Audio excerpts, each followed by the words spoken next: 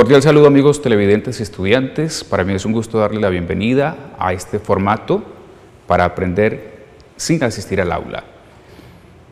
Tenemos forma de comunicarnos, por supuesto. Los invitamos a enviar sus comentarios y sugerencias a través de nuestro correo electrónico eduvisiontv@gmail.com y de igual manera los invitamos a visitar nuestro portal www.eduvision.com.co.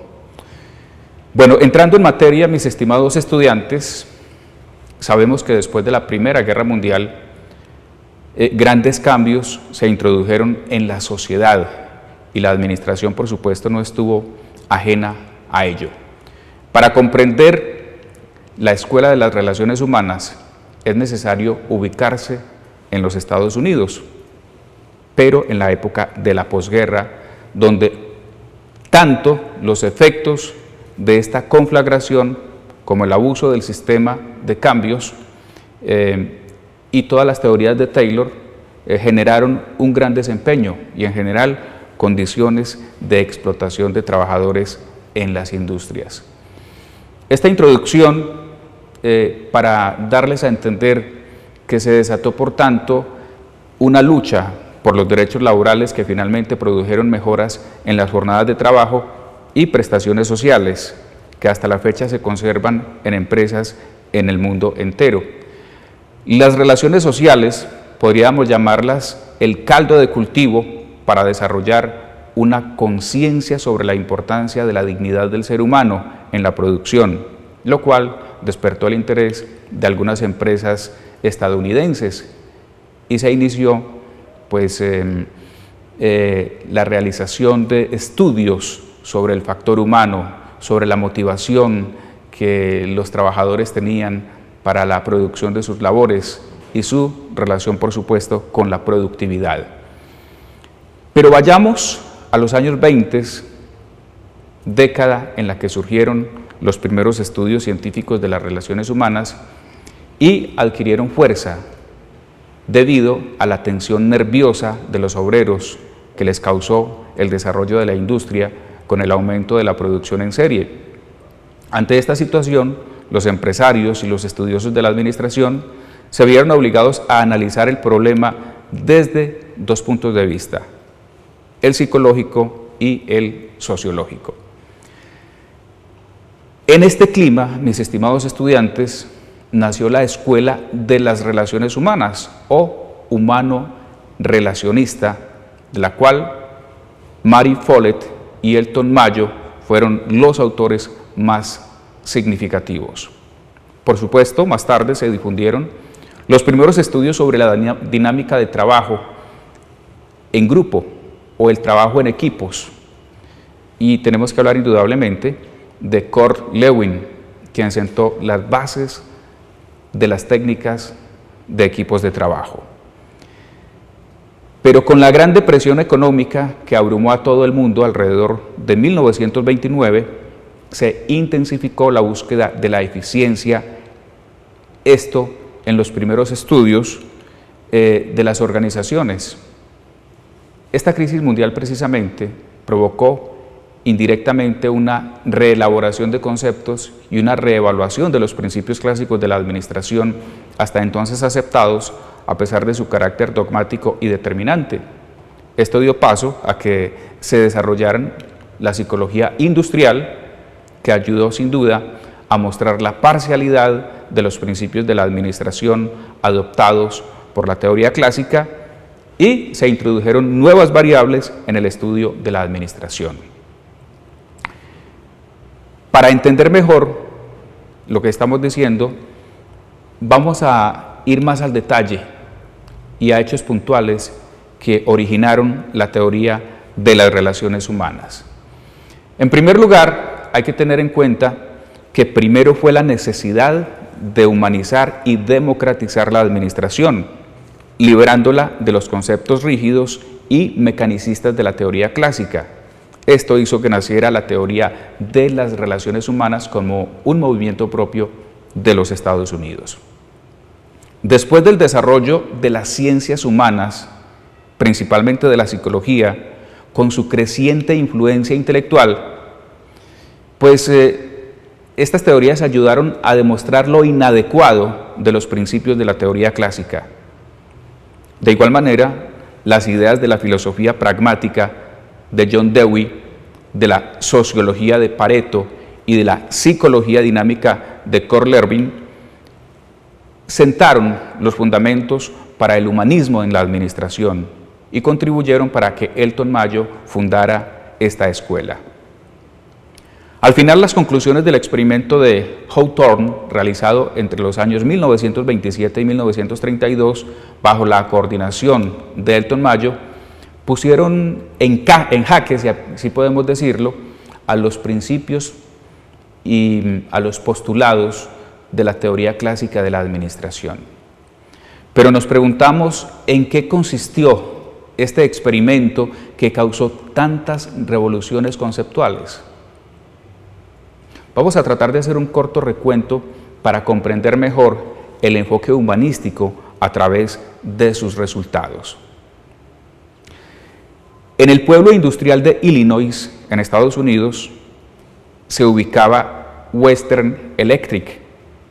Era una gigantesca empresa con más de 40,000 trabajadores en líneas de producción. Sin duda un espacio perfecto para iniciar las observaciones científicas que tuvieron registros rigurosos de la relación entre varios elementos fisiológicos y la efectividad del trabajo. Los investigadores establecieron grupos homogéneos de obreros para la experimentación y el control. En los primeros, aplicaron variaciones en la iluminación y registraron sus resultados en la producción. A los segundos, los dejaron sin iluminación y establecieron, por comparación, el efecto causal.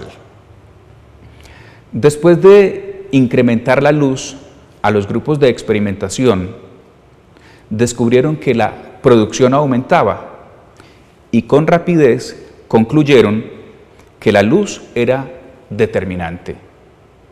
Sin embargo, y para su sorpresa, al revisar la producción de los grupos de control, encontraron que también en estos había incrementado la producción, por lo que sus conclusiones no eran entonces válidas.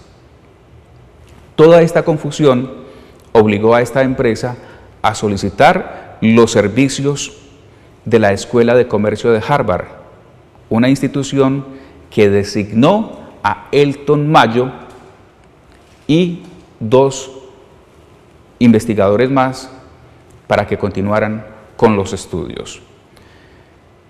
¿Qué fue lo primero que hicieron?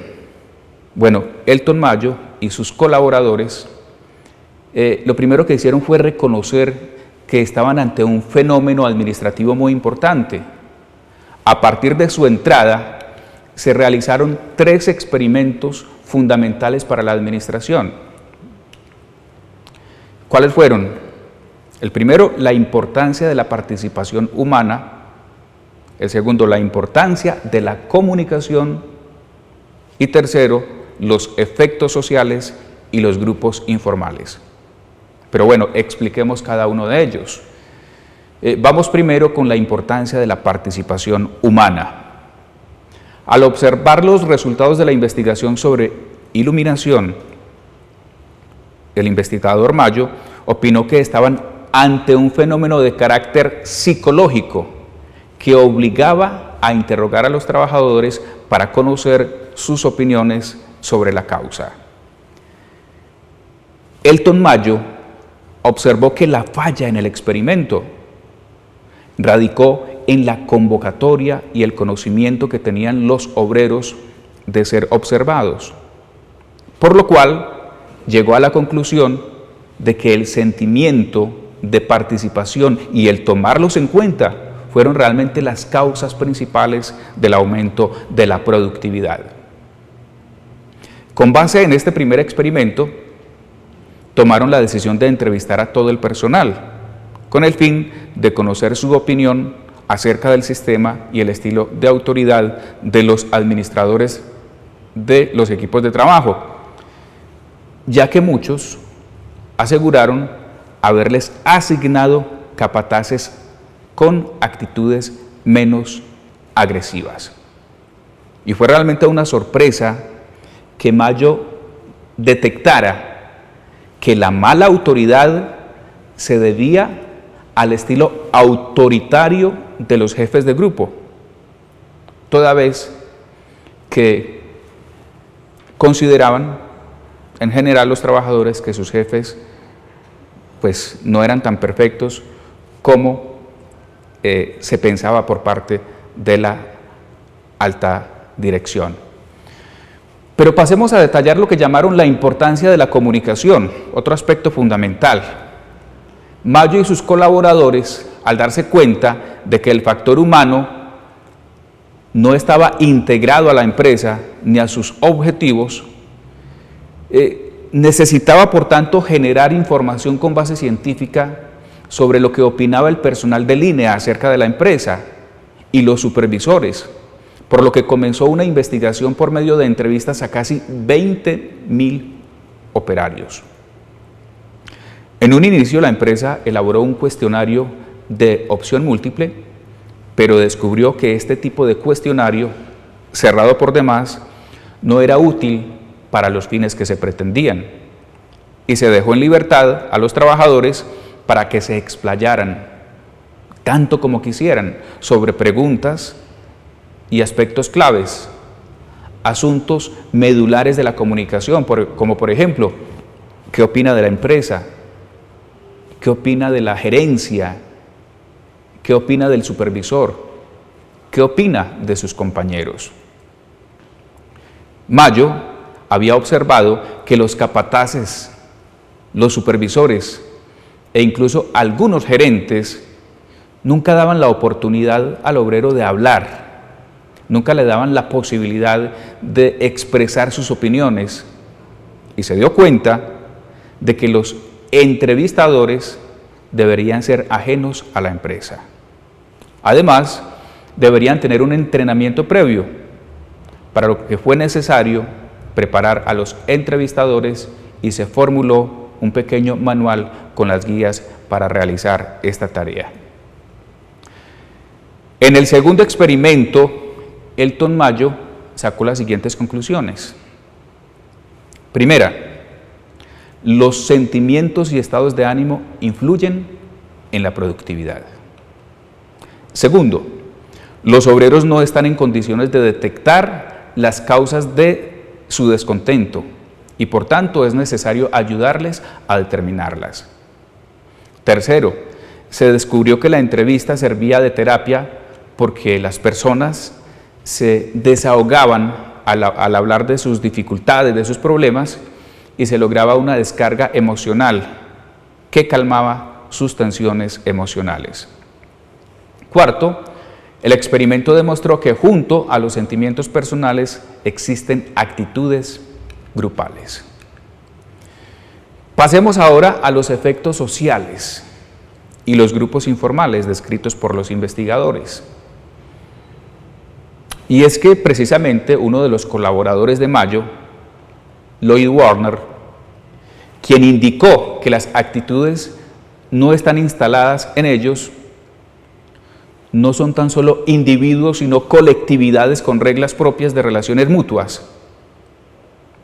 Estas observaciones de Warner se comprobaron en la tercera fase de los experimentos de Mayo, durante la cual observaron las variaciones de la productividad en relación con los incentivos económicos y el efecto de las relaciones sociales. Ellos concluyeron que los incentivos económicos tienen poca repercusión sobre la productividad, debido a que los trabajadores piensan que solo son mecanismos que favorecen a la empresa.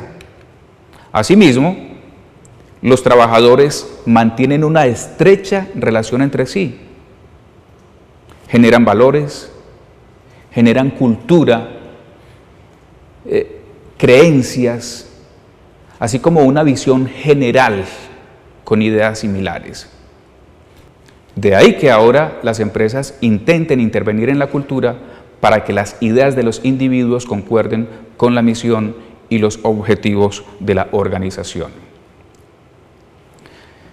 Después de los descubrimientos sobre las relaciones entre los trabajadores, el investigador Mayo clasificó a los mismos, a los trabajadores, en dos grupos, constituidos por jerarquías de autoridad y funciones de cualquier organización sin importar el tamaño, como un sindicato, y al segundo grupo lo denominó informal, porque era el producto de relación social de las personas en la empresa, en los cuales con el tiempo surgen líderes, valores compartidos, reglas de comportamiento y tradiciones. Para finalizar, podemos concluir que los estudios de Western Electric, esta importante empresa, estos estudios hechos por Mayo y sus colaboradores son de vital importancia para comprender el aspecto humano de las empresas, y una de las lecciones que quedaron es que la participación es fundamental para integrar al trabajador en la compañía, pues es la comunicación de un equipo de trabajo fundamental, básica. Así que todo administrador, sea director o jefe o supervisor, requiere mejorar la comunicación si quiere formar un equipo de trabajo entre sus miembros. Ahora, y tal como lo hemos venido realizando, vamos a proponerles algunas actividades académicas de aprendizaje. Bueno, son las siguientes, mis estimados estudiantes. La primera, van a realizar una relatoría sobre los antecedentes de la Escuela de las Relaciones Humanas. Segundo, van a elaborar un mapa conceptual con los 3 experimentos de Elton Mayo. Tercero, un ensayo sobre grupo formal e informal. Cuarto, van a desarrollar el siguiente taller. A. ¿Cómo fueron iniciados los estudios en la Western Electric? B. ¿En qué consistió el primer experimento de Elton Mayo? C. ¿Cuáles fueron los descubrimientos del primer experimento de Mayo? D. ¿En qué consistió el segundo experimento de Elton Mayo? E. ¿En qué consistió el tercer experimento de Elton Mayo? F. ¿Qué se considera por grupo informal? Son estas entonces las actividades académicas de aprendizaje, y de esta manera estamos llegando al final de Introducción a la Administración. Bueno, nuevamente los invitamos a visitar nuestro portal web www.eduvision.com.co. Muchísimas gracias por acompañarnos. Me siento complacido de haber compartido con ustedes este tema importantísimo y los esperamos en nuestra próxima teleclase con otro tema de especial interés. Felicidades, amigos. Nos vemos pronto.